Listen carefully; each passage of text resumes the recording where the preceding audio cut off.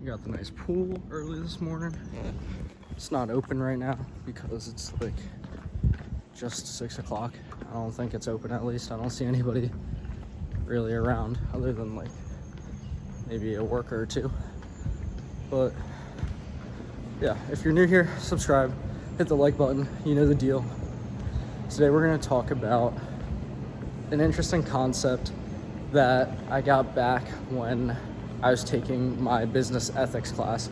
And I know that sounds pretty ironic, right? That sounds like a paradox or something. Business and ethics, you don't really usually hear those two words in the same sentence.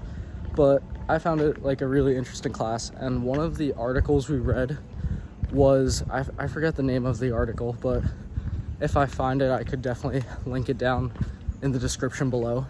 Oh, hold on. Let me show you this real quick. Look at that sun, or not the sun bouncing off those clouds. All right, aside from that, we'll get back to the story. So the story was this guy playing college ball.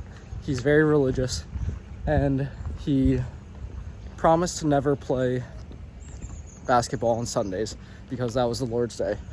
And so his team made it to like some national finals or something like that, championship game, and he was the team's lead and starting center. So I mean, if we're talking about basketball, a center is probably one of the more important, positions to play and to have. You probably really need a big man in order to work some good basketball in a 5-on-5 game. I'm not saying that you can't win a game with a small team, but having a good center is always a nice asset to have. And the team really needed him. He was one of the team's best players, right? But championship game on Sunday, so he was faced with a dilemma. All his teammates were trying to say like, oh, we need you to play for us, because if not, we might lose this championship game. And then he's conflicting with himself about his moral values, because he doesn't know if he wants to uphold them, and then he'd have to let down his team, but he would stay true to his own promise, right? So that's his dilemma. And so first I want you to guess what he did in the comments. Drop your guess before I tell you. What do you think he did? Do you think he said, that's fine, screw it? Or do you think he said, I can't compromise that, I'm gonna not have to play, I'm sorry everybody, but that's what it's gonna have to be? So before you guess, hit the like button while you're also down there. But now I'll just tell you what happened. So he ended up not compromising his values, and so he didn't play in that championship game on Sunday when his team really needed him.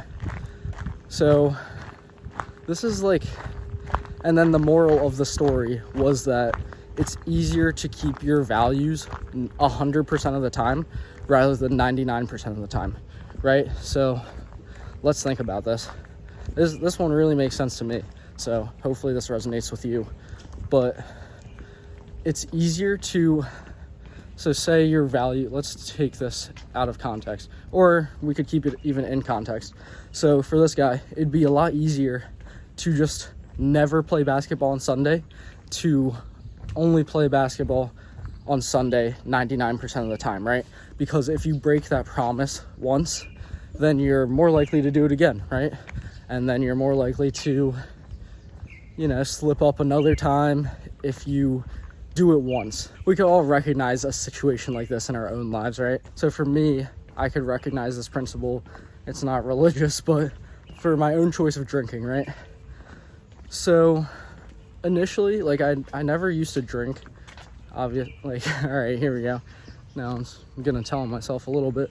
But in high school and earlier high school, sophomore year and then early of junior year, that's when a lot of people started to get into drinking, right? And smoking marijuana and even nicotine stuff, which is really sad, honestly, but it's even worse nowadays. I'll talk about that in another video. But during that time when like other people were getting into that kind of stuff, I would really be hesitant to. Obviously, I eventually did, you know, like cave in, I guess, even though I think it was hopefully on my own accord.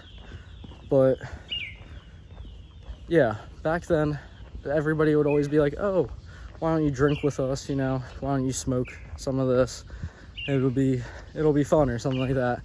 And I was just like, no, I'm good. I didn't really want to fuck with that early in life, even though, again, like I said, didn't completely work out. But yeah, so in doing that, people would always like be like coming up to me and ask me, they would be like wondering how I was able to not give in to like peer pressure and stuff. That's a big one. So peer pressure. And then in the basketball story, that guy was under immense peer pressure because his team really needed him. And it's not even something that's like dumb, like, oh, why don't you drink with us? It was, hey, we want to win this championship game, you know? So, and same thing though, peer pressure, right? Peer pressure is hard to resist, especially when, you know, you're affecting other people in a sense. I mean, not like it's too big of a deal. Like, you're affecting other people because they might lose the game because you didn't play, or I'm affecting other people because they're not having as much fun, maybe. I don't know if I don't drink, but it's whatever. It's not that big of a deal.